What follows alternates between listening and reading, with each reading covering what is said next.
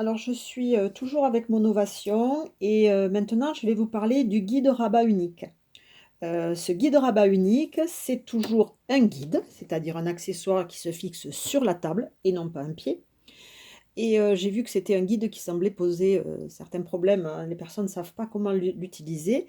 C'est un guide qui va permettre, à partir d'un tissu, on refait juste, je vais essayer de me mettre en face, sans mes mains devant, j'en ai toujours trop de mains. Faire juste un petit rabat simple, donc le tissu est juste replié et on va faire un recouvrement qui va être au bord, qui va tenir le bord cru du tissu et on va faire un petit point de recouvrement sur l'endroit.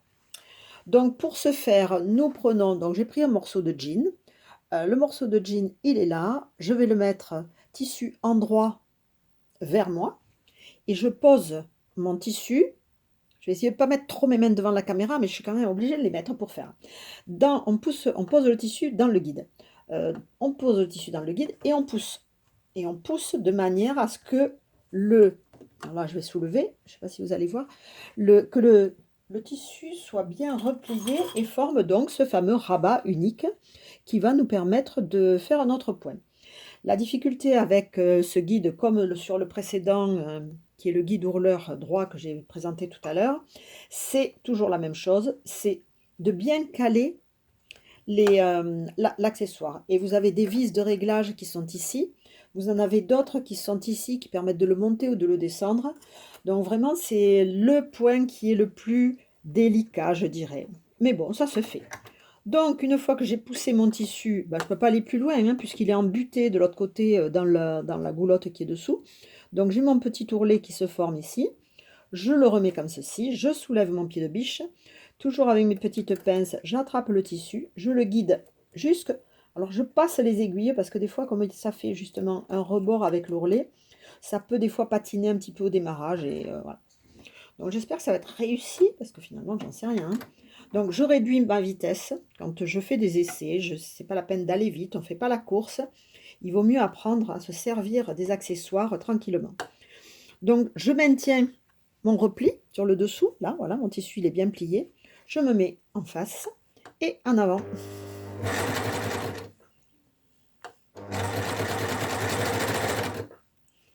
En principe, cela permet de faire un ourlet.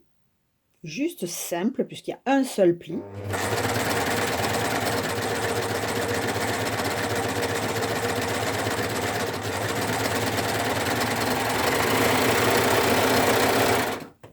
Et voilà ce qu'on obtient. On obtient donc, sur l'endroit, on a un ourlet. Et je vous montre l'envers. Et sur l'envers, on a donc notre point de recouvrement qui est quasiment au ras du tissu partout. Bon, j'ai mis un joli fil décoratif. C'est du fil de surjeteuse dégradé qui vient de chez Le Petit Lapin Rouge. Bon, j'ai la chance d'habiter à côté, donc ça me permet d'avoir accès à beaucoup de nouveautés et c'est très très sympathique. Voilà, mais enfin, bon, tous ces produits sont en ligne, bien évidemment, chez eux.